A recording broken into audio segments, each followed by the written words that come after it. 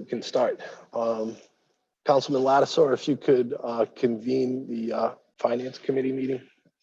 Yes, good morning, Mr. President, members of the City Council, the administration, and all of our members of the public and attendees. At this time, it is 9:24, and the Finance Committee is called to order.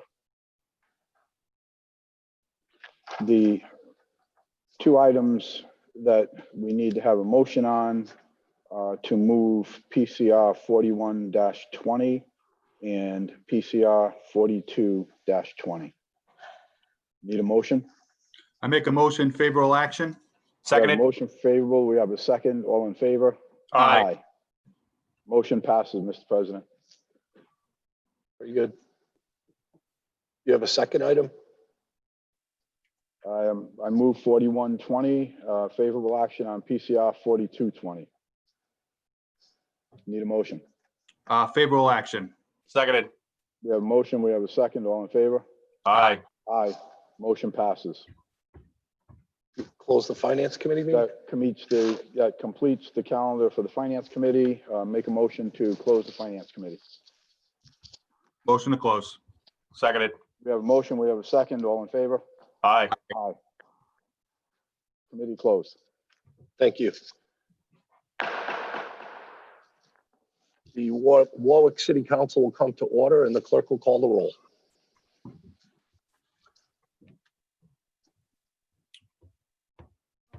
Here.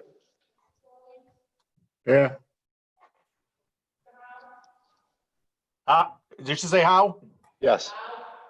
Here. Here.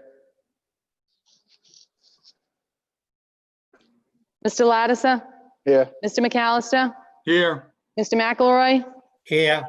Mr. Ricks, Here. Mr. Snappy, Here. Ms. Travis. Here. 9 present. Councilman Lattisaw, if you could lead us in the Pledge of Allegiance, and I think we have to wait for Phil to put the flag up here.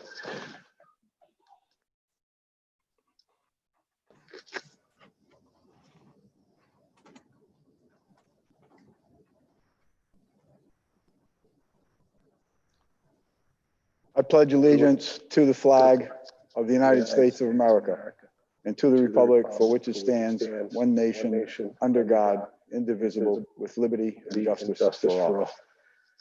Phil, if you could play the national anthem.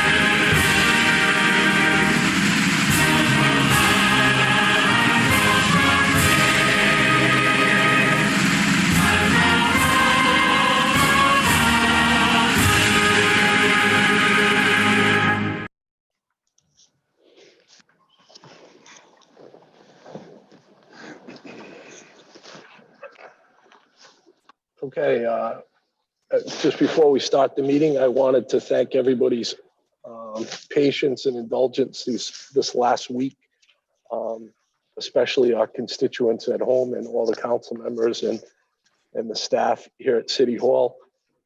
Truly unprecedented times for us to be running a meeting over social media. It hasn't been easy at times and there's been delays. But I appreciate everybody's patience and hard work, and together we can get through these unique times. with that said, is there anything that anybody wants to say under general communications before we go into the hearings themselves? If not, Councilman Lattiser, I believe you have to make a motion for favorable action so we can discuss the budget itself. Make a motion for favorable action on the budget for fiscal year 21. A second, Second. Councilman McAllister, Councilman Howe. All those in favor? Aye. All those opposed?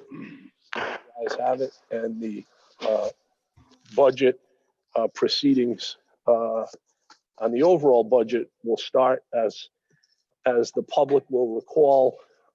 We've had several nights this week of budget hearings where the administration went through each department and gave us a presentation. Council members and the public were able to ask questions. Today, we're here to listen to what council members have to say and to discuss the budget among ourselves and to cast a vote. That being said, as I had mentioned before, and I'll mention again, probably for the last time here as a council member, that budgets for the city are not made with one vote in May. They're made throughout the year or years. As you'll know, about 82% of our budget is fixed by either salary or benefits. And if you add in commodities, I would dare to say it's even higher than that. So it puts the council every year in a unique position as to what we believe are important issues to fund and how to deal with the issues of the day. This year, it's been truly unique. I can remember with the COVID-19 crisis and just being able to survive and try to go to work and try to support our families and comfort loved ones that have been sick or, God forbid, have passed away, has been truly unprecedented. I can remember my dad, he was born in 1929, talking about what it was like to live through the Great Depression. And here with 25% unemployment back then, or in the low 20s, and today with the unemployment rate throughout the country and here in Rhode Island being so hard, I know that all the council members are concerned for the people that we represent. I personally wish we could do more to help everyone. But there are certain things that are out of our control. I know the federal government has stepped up to the plate and our state leaders have stepped up to the plate. And more importantly, our constituents have. And this is a time that we all need to reflect on what's happening to the people that we represent and how we can best serve them in a time of crisis. I was pleased to see that the proposal came forward, as we had discussed last year and the previous years, of a no tax increase budget.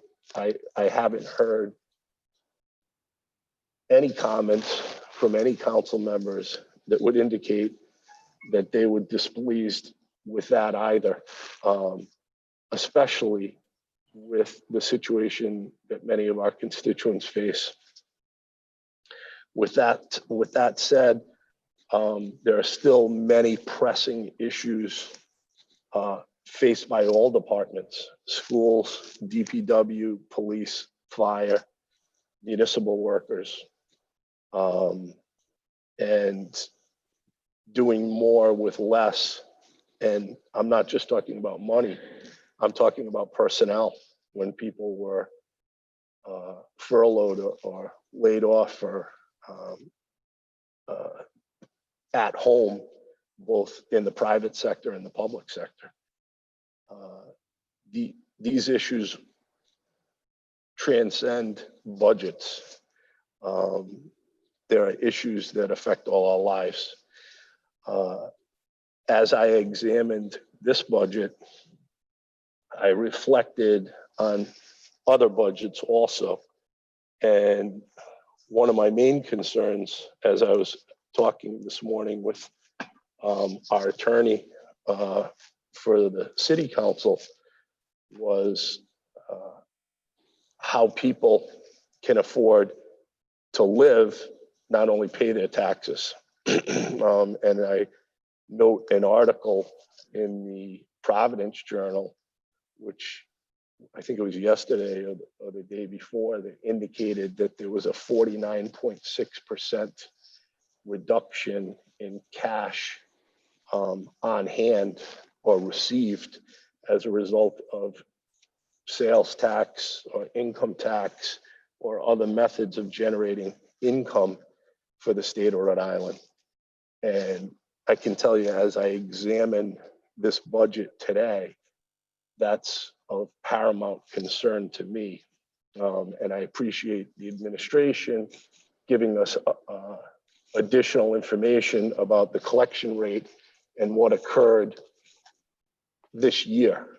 As you know, before the crisis hit, we were at 3/4 of our collection.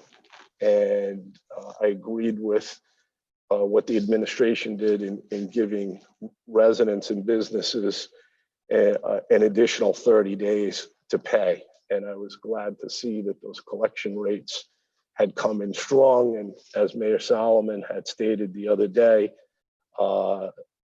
many of those businesses or residents, when it comes to property taxes, those are escrowed. So they were payments that were previously made to the bank. So although we finished this year in a crisis strong, I still am concerned about collection rates going forward and how that impacts every line item in this budget. And in the past, we've collected about 99%, which is significant. I'm worried next year, the next fiscal year, if we'll be able to maintain that 99%, and how that affects everything else. With that said, I don't know if anybody else has a general comment on the budget before we take any further action. Did anybody else want to comment overall? Mr. President, if I may. Yes, Councilman Lattiser. Thank you, Mr. President. So I think we'll all agree that there's no such thing as a perfect budget. We do have a budget presented to us this year that Mayor Solomon has proposed a no tax increase budget. And I'm happy that that came to us.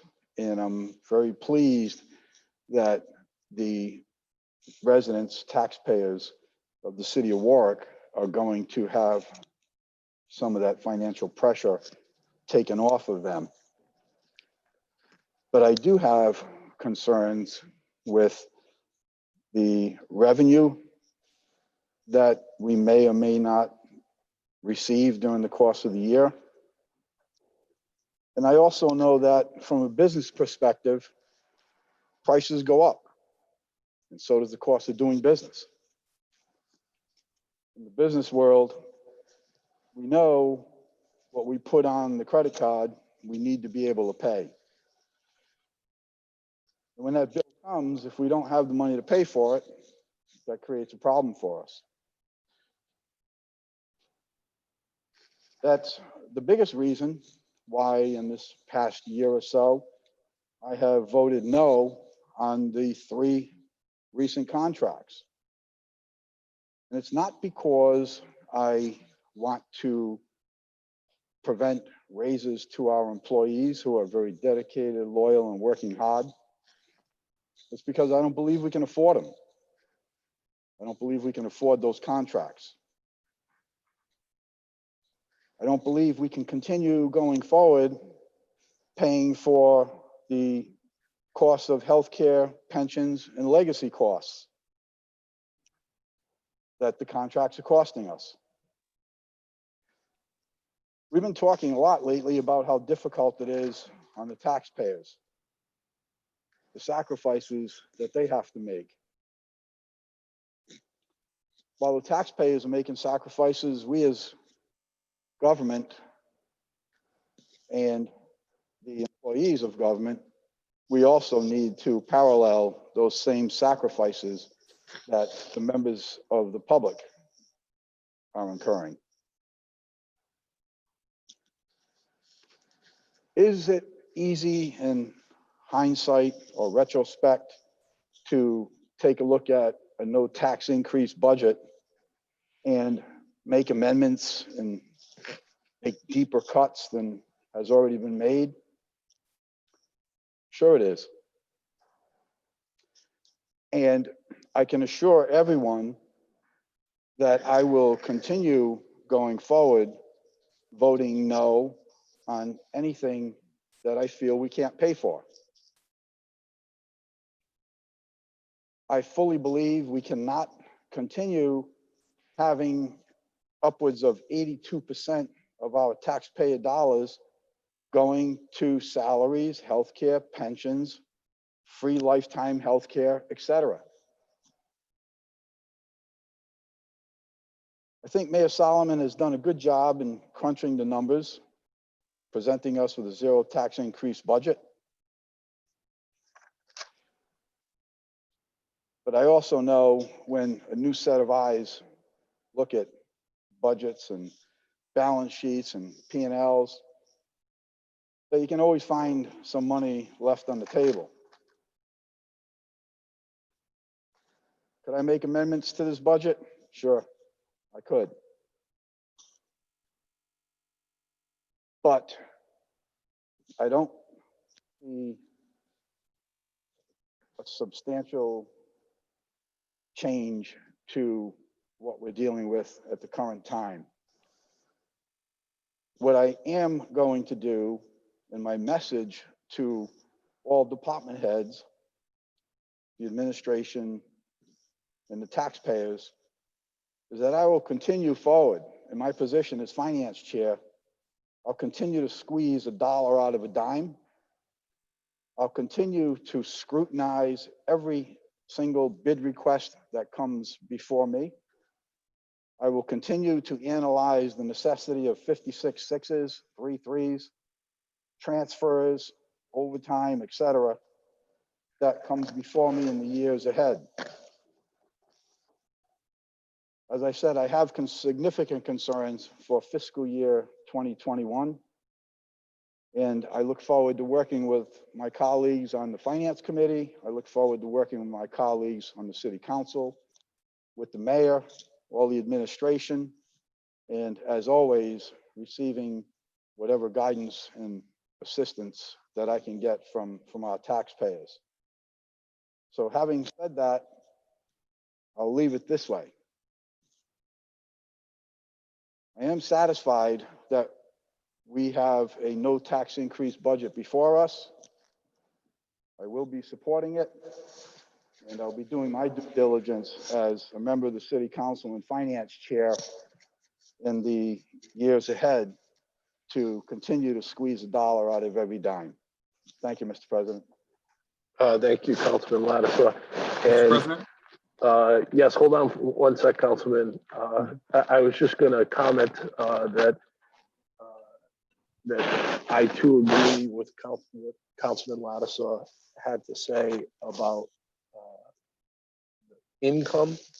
I too agree that the costs and some of the costs that are in not only this budget, but previous budgets that we've discussed when Councilman and now Mayor Solomon was on this council.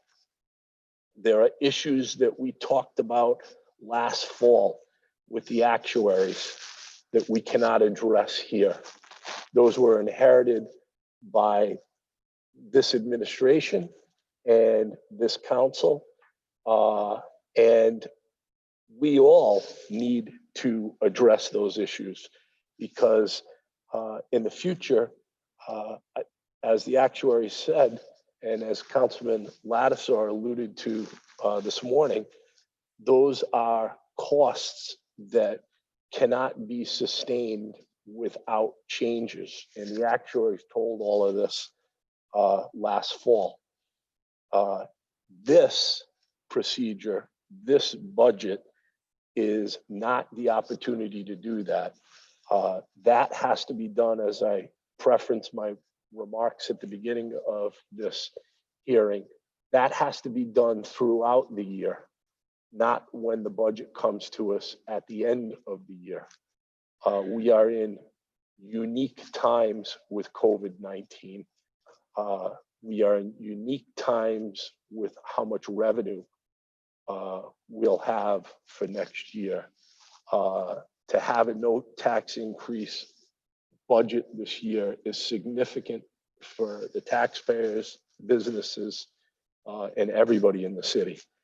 But I do not want people to lose sight of what the target is at the end of the day, which is to have these future costs balanced. And as I depart this city council, I would urge my colleagues to have that in the back of their minds every time they examine these things, because people need, our employees and our residents and our businesses need to know that at the end of the day, future budgets are going to be able to be balanced, similar to how this year was balanced. But those costs are going to continue to escalate as people live longer. And we really need to address these benefit packages, as Councilman Lattisaw said, free lifetime health care.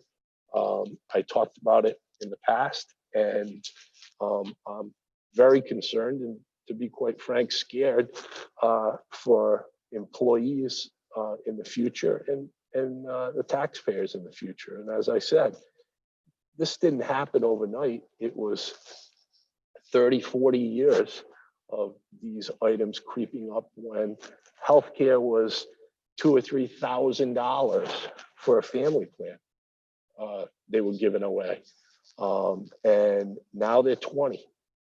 And as the actuary said, they're just not sustainable. So I too support this budget. I do support the no tax increase, and I just don't want everybody to lose sight of some of the bigger issues that Councilman Lattisaw was discussing. And Councilman McAllister, I think that you had, were you the one that wanted to speak? One of the council members was. Yes. Okay. Thank you, Mr. President. Our community is hurting. Unemployment is at an all-time high. People are scared that they might not, that they might still get laid off, or that their company is going to go out of business. They're also worried about what a return to work is going to look like. They're worried about childcare.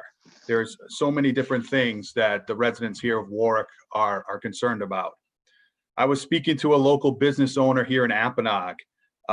They actually needed the city's, when the city delayed the tax for this quarter, they needed that because his business took such a hit these last 3 months. They've been in business for as long as I can remember here in Apponaug. They were just holding on, hoping and waiting for the Paycheck Protection Program loan to come through, which fortunately it did come through. I'm on the board at West Bay Community Action. On Thursday during the board meeting, it was reported that food assistance over the last 3 months has tripled the request for food assistance. These are our neighbors that are hurting and seeking this food assistance. I am pleased in this budget that there's an additional $2 million for the schools. I see every day in my own kitchen how teachers and parents have adjusted and worked together to provide a quality education for our students. We understand, there's an understanding that the school department has requested additional funds. But at this time, I believe the $2 million is a good number. I am, however, hopeful that some additional resources will come from the federal government and from the state government. And if and when those resources come, I would like to see the schools receive those funds. So looking at this situation, looking at the conditions that our seniors are in, our business owners, our students, and all our residents, I also will be supporting this zero tax increase budget. The people of Warwick are hurting. Everybody is expected to do more with less, and I think the city should do the same. I thank my colleagues and I thank the mayor for working on this.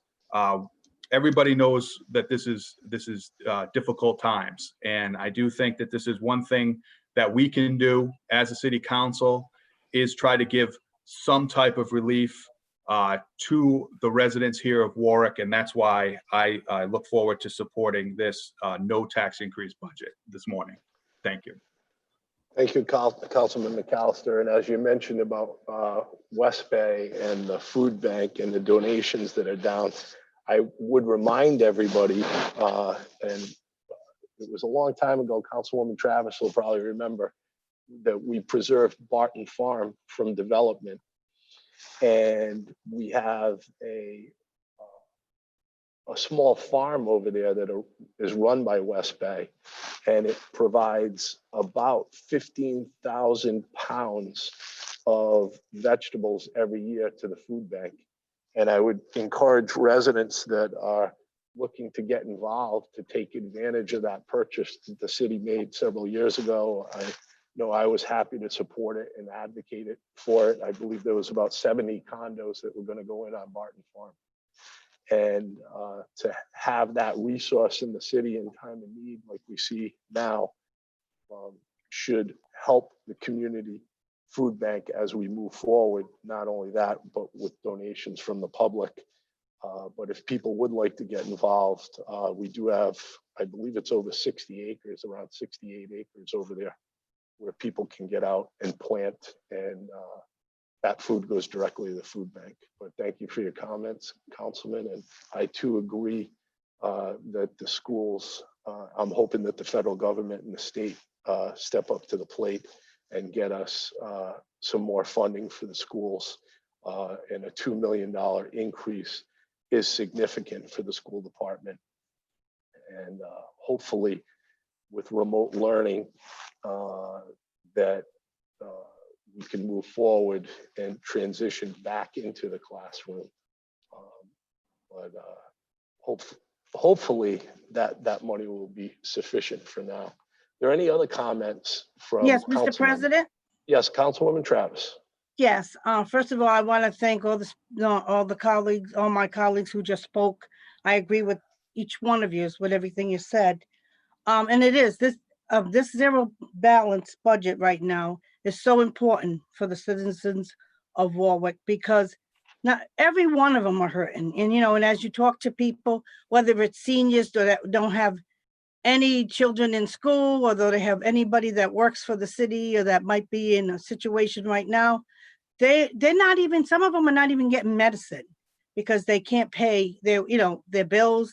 So everything that's happening right now is helping everyone. There's no one that can say they're not being affected by this. And I just feel really bad because I know some people will not, are going to be out of work. I talked to both the union and the mayor, which we have nothing to do with, the council itself.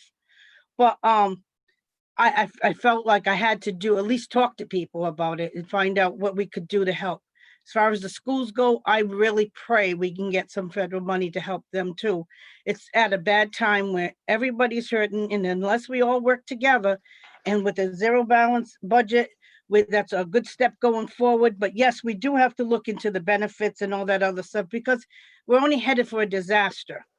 But I am very agreeable with this budget, and I hope that at the end, we all come out of it well. And I want to thank you all for your comments. Thank you. Is there any other council members? Councilman Ricks.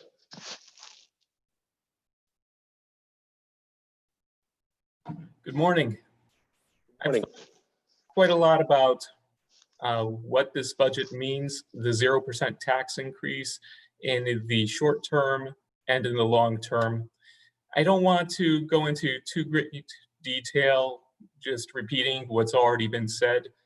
I certainly agree with the points raised by all of my colleagues this morning. And before getting into any more detail, I also want to stop for a moment and to say that the mayor's actions in finding across all departments, looking line item by line item, and certainly not getting into any labor issues, anything of that nature, because looking through the budget, the vast majority here is a matter of doing more with less. That's where most of these savings are coming from. And for that, for taking that close scrutiny and doing all of the work involved in across dozens of departments to figure out where the belt can be tightened while still offering those services to our constituents, that is commendable. And we take a look at that. We can put it in perspective against that 5-year plan. I was looking it up last night. I pulled it up on my computer this morning again too. And that 5-year forecast, it's often called a 5-year plan, but in some ways that's a misnomer because it's not really a plan. It's a matter of laying out if everything were to stay the same, the city were to not cut any programs, not start or add to the funding of any programs, but just try to maintain the status quo with the rising tide of the legacy costs, general inflation, and other, as our actuaries would lay out, the expected costs going forward and the general conditions with the predictions of the stock market, et cetera. We would be looking at 3% tax increases from here on out, not even truly treading water because that's not even addressing the long-term concerns, but just to get by year to year. So all of that work that went in to taking what would have been something like a 3%, maybe even closer to 4% tax increase in this particular year and chopping it down to 0%, that's tremendous. And I do want to make sure to say that because some of the stuff that I have to say next is a little less pleasant. Looking in particular at these more long-term issues, which have also become short-term issues, not just for this fiscal year that we're looking at, but the next year after that. The school finance director, for instance, I was refreshed by his candor. And this is coming from a person who did not always have confidence in his previous presentations before this council. But I must say that this year, he laid out clearly. I don't think that there was any gilding of the lily. It was just laying out, look, these are the long-term concerns. These are the short-term concerns. And the numbers, they speak for themselves, where across several different areas, the school department is having rising costs. Likewise, the city is having these various rising costs. And I am concerned both in the short term, meaning this coming fiscal year, as well as the fiscal year after that, as well as down the road. What do things look like in 5, 10, 15 years in terms of these structural deficits? To achieve this 0%, we do have, going into this fiscal year, a forecast of a relatively small, relative against the city budget, I believe 0.9% structural deficit. And that's assuming a 99% collection rate. The administration, it did get back to me when it came, and I believe that all of my colleagues also received this email, showing that in fiscal year 2019, we did achieve a 99% collections rate. So that type of collections rate, it's certainly not unprecedented. However, in fiscal years 2009 and 2010, the finance director informed us that we had only a 98.3% collections rate, which is millions of dollars. I'm not sure if we will be able to achieve a 99% collections rate this year. It may be more like those years at the height of the last recession. It might even be worse than that. And at the same time that we are coping with these long-term concerns that will have to be addressed, because what keeps me up at night is I'm going to be here in the city of Warwick in 10, 20 years.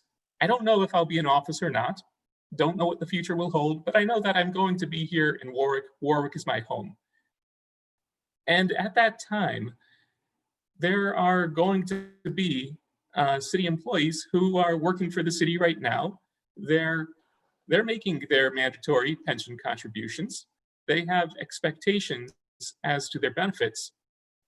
And in 10, 20 plus years, I don't know if when we see each other in the grocery or hopefully by that point without masks, but when we see each other in the grocery or on the street or wherever it may be, I want to be able to look those folks in the eye and to say the actions that we took years ago in these coming years, those actions were able to save those long-term benefits. And I don't want to have to look them in the eye and say, we tried and we saw it coming, but we're sorry that you lost a lot of your pension, or we're sorry that you lost your health care. I just can't imagine that conversation. And for that reason, I do have these concerns about the structural deficit that we might be getting into. And I certainly hope that we are able to have that higher collections rate, and that these various measurements, these various measures that are being taken are able to keep us or help us get onto a more sustainable path. Because I have to balance those concerns that are keeping me up at night, with what's in front of us today, an unprecedented in my lifetime, in my parents' lifetimes, pandemic, unprecedented unemployment crisis in my lifetime, in my parents' lifetimes. And, certainly I don't think that this is going to be the sort of Great Depression crisis.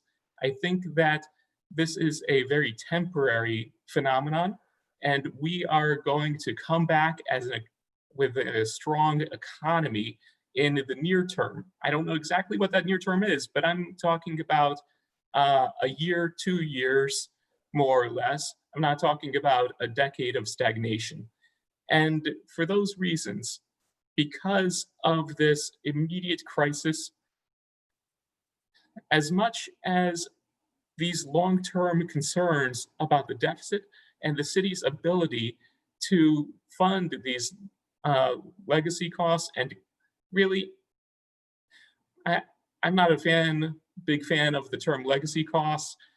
That's, I suppose, a very accurate term, but it comes down to a very simple concept to me. It's about keeping the promises that we're making, and if we can't keep a promise, then don't make it. I have to balance those long-term concerns, which very much I do believe can be addressed to bring us back to that path, make this sustainable and keep those promises. And as much as I would want to take the sort of step that would be a major step today to put us on that more firm footing, at the same time, I have to look at the immediate realities of today, at how, as Councilman McAllister under the board of West Bay Community Action pointed out, the need for the food banks, the demand has tripled in our area. We're looking at, as some of my colleagues have stated, over 20% unemployment. And so I think that the mayor has the correct approach here. I must agree with my colleagues who have spoken thus far on the city council that this year, a 0% tax increase, it makes a big difference in people's lives. It's about the money. It's money that I've heard from so many constituents, they just can't afford another dime. They can barely afford these taxes as they are, especially so many of my constituents got hit hard by the last tax reval. And so it's about that money, even if it's another $50, $100. So many folks, they're unemployed, they have reduced hours, they have uncertainty moving forward. And for those reasons, although I am concerned about the long term, I am concerned about the near term, the medium term, and the short term. This current upcoming fiscal year, 2021, the fiscal year after that, I don't want us to be in a position where after all of the belt tightening that we find ourselves faced with a larger tax increase than any of us wants when it comes to fiscal year 2022. In fact, I was looking over those numbers for that 5-year forecast that was presented to us on August 19th, 2020. And those numbers, they are scary. Over 3% increases projected for the next 5 years. And that was all before the stock market came down. And I certainly hope that the stock market comes back up in the next year or two. But if it doesn't, if the stock market stagnates or if it takes a downturn, then that's going to also force our hands, because our annual required contribution will be going up. Well, I think that I've said enough at this time. I don't want to talk in circles, but suffice to say that this was not a simple decision for me. And while I suppose that politically, it might be simpler for me to just say only the positive about the 0%. And it is a huge positive. I do want to make sure to express these concerns, because it's not just about the 10 years, the 20 years from now. We have some major problems that are staring us down for the next 1 to 3 years in the very foreseeable future, including all of the uncertainties with the rising costs of the school department and the rising costs on the city side, to make sure that we are keeping up with the rising costs, the expected rising contributions to continue to fund the pensions, as well as keeping up with healthcare inflation. And so I would just briefly, I suppose, and with a note of agreement with Councilman McAllister, that we have some reason to believe that the federal government and the state may be able to pass aid on down to the city. And I do agree that we need to be then passing that along to the school department so that the school department does not end up in a difficult situation with a large structural deficit. And the reason that I'm comfortable saying that now, instead of advocating for immediately more money to be sent to the school department, is because we do have not only the uncertainties on the downside, the what ifs of, say, that the busing cost essentially doubles because of a requirement to do 50% of capacity. We also have uncertainties as to whether, and I hate to say it quite this way, but we don't know if the entirety of the next school year, if our students are going to be able to go back to the school buildings. And if we have a portion of the school year that resembles what the end of this current school year looked like, well, there are going to be financial savings there in terms of the busing costs, some of the other costs that are associated. But those, while they might give some short-term reprieve, they do not solve these long-term problems.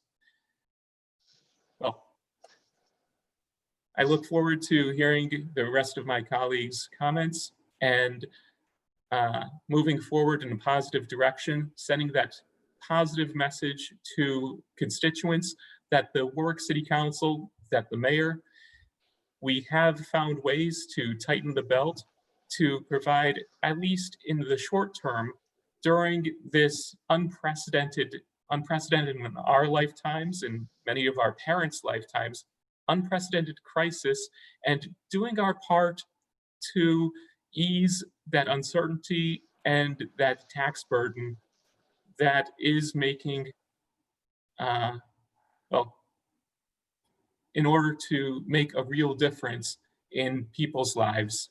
Thank you.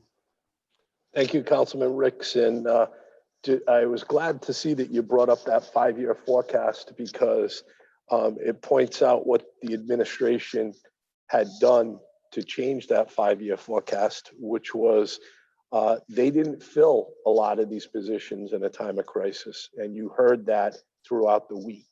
So credit is due where it's earned. And that when you do not fill those positions, it significantly reduces 5-year forecasts. And I think that that's what you saw today or this week when the budget was presented to us. Not to mention, as you had mentioned about the COVID-19, that right now since March, there's been a 380% increase in unemployment in Warwick. And I'm glad to hear all the comments from colleagues about their concern over that and the fact that we're able to, because of the hard work of everyone involved, to offer a zero tax increase budget to both businesses and to our residents. Is there any other council members that would wish to speak on the budget? Yes, Council President. Yes, Councilman Sinapi. So just briefly, I know it goes without saying, I was glad to see the additional $2 million added to the school department budget. And it's probably clear to everyone here, either listening in or in council chambers, that it was a very different experience with the school department. And I think as some of you have noted, it was like night and day, especially as compared to last year. And I think that's entirely due to the fact that there's an incredible level of cooperation now between the school committee, the school department, the city council, and the mayor's office. And the school department and I are going to continue to work on their budget while we await news from the federal and state government regarding aid. Because of now, we don't know how either of those are going to shake out.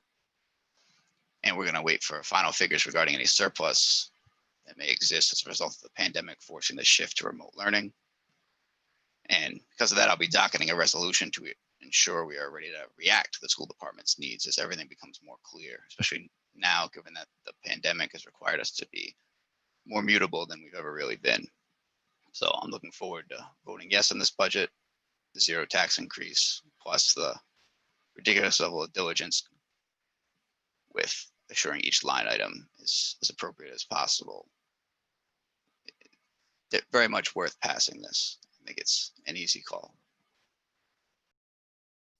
Thank you, Councilman Sinapi. Is there any other council members that wish to speak? Yes, Mr. President. Councilman Corley. In listening to everyone's remarks, I keep on hearing that we are hoping that the state and that the federal government will help us. And we should pursue whatever sort of financial assistance we have received in the past, that it continue and that it be expanded. But by doing this, we're already receiving a certain portion of our budget that we spend to keep the city running. That is probably about 20% of our budget. Someone else would have a number, but I know that we could not afford zero tax increases if we did not receive the aid from the federal government and the state government. The way we pay for the schools is by a property tax. And that is really a regressive tax and is very difficult to maintain. It, in my mind, is just kicking down the road, kicking the can down the road. That is something that, as you know, a state, we have to look at. I think that by saying that we are relying upon the state and federal government in order to provide us with more aid, that we are saying that the way we do business currently is not sustainable. We're not going to be able to meet our future health costs if we keep on going the way we're going. We've heard that from our actuaries that said, if this were a business, you would have walked away from it 10 years ago. That is a serious problem.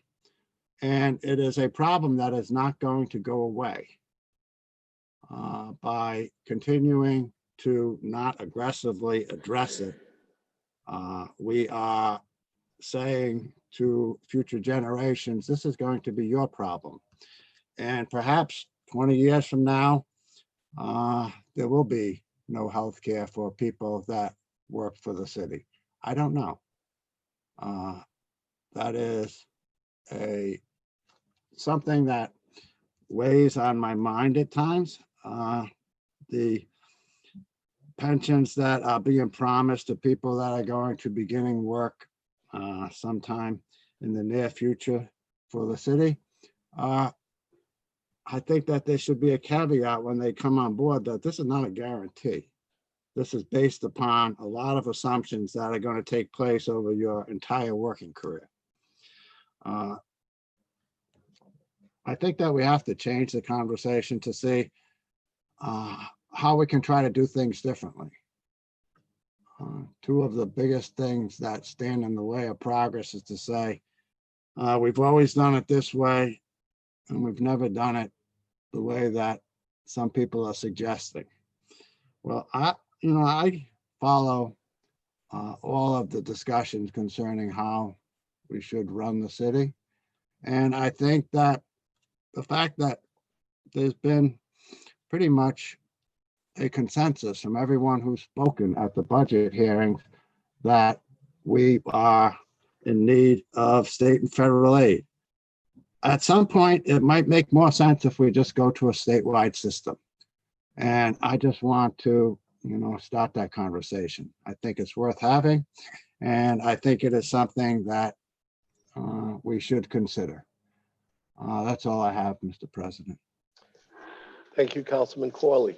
Are there any other council members that would like to speak on the budget? If not, the motion was made for favorable action and it was seconded. No further discussion. The clerk will call the roll. A yes is to approve. Mr. Marola, Yes. Mr. Corley, Yes. Mr. Howe, Yes. Mr. Lattiser, Yes. Mr. McAllister, Yes. Mr. McElroy, Yes. Mr. Ricks, Yes. Mr. Sinapi, Yes. Ms. Travis. Yes. 9 yes. Budget stands Budget stands passed. passed. Councilman Lattiser, if you could move the next piece of legislation. That would be the approval of PCR 4120, a resolution relative to transfers, supplemental appropriations, and emergency appropriations. Committee recommended favorable action. Do I have a second? Second. Councilman McAllister, Councilwoman Travis. Is there any discussion on the supplemental appropriations, the items that are moved within departments at the end of the year? If not, a yes is to approve, and the clerk will call the roll. Mr. Marola, Yes. Mr. Corley, yes, Mr. Howe, Yes. Mr. Lattiser, Yes. Mr. McAllister, Yes. Mr. McElroy, Yes. Mr. Ricks, Yes. Mr. Sinapi, Yes. Ms. Travis. Yes. 9 yes. That stands passed. If there's no further business to come before the city council, I'd ask for a motion to adjourn. I make a motion to adjourn. Council President, Mr. Yes, President, when we have Yes. to go to the docket session, We typically don't, but considering that we're in a pandemic, we can go to the docket session. At the budget hearings, we typically don't go into a docket session, but if there's no objection from council members, I think that's appropriate, Councilman Sinapi. Ward 1, anything to docket? no, No. Ward 2, anything to docket? Pass. Go ahead. Pass, okay. Ward 3, Pass. Ward 4, Pass. Ward 5, pass. Ward 6, Pass. Ward 7, Pass. Ward 8. just one, addressing fiscal requests for education for fiscal year 2020, 2021. Okay, and I have one also, a resolution to the General Assembly regarding reimbursement for hotel and meals tax revenue. Councilwoman Travis? Mr. President, Yes, do we need to make a motion to approve PCR 42-20? I thought we had. We did 4120. Oh, okay. Sorry about that. Wait. The Finance Committee Both of them. action on PCR 42-20. We have a second? I'm sorry, could the chairman repeat that, please? Favorable action on PCR 42-20. I'm sorry, I didn't read the detail. Resolution adopting and setting the tax rate of the city of Warwick for the fiscal year beginning July 1st, 2020 and ending July 30th, 2021. Seconded. Second. Hold on. What's that? Oh, we did.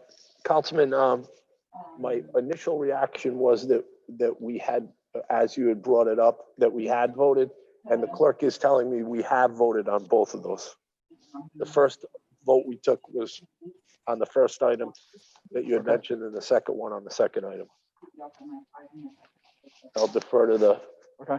yep, and just deferring to council that we've had both of those votes. If there's no further business, Councilwoman Travis. I'll make a motion to adjourn. Do I have a second? Seconded. All's in favor? Aye. Aye. All's opposed? Have a good weekend. Council stands adjourned.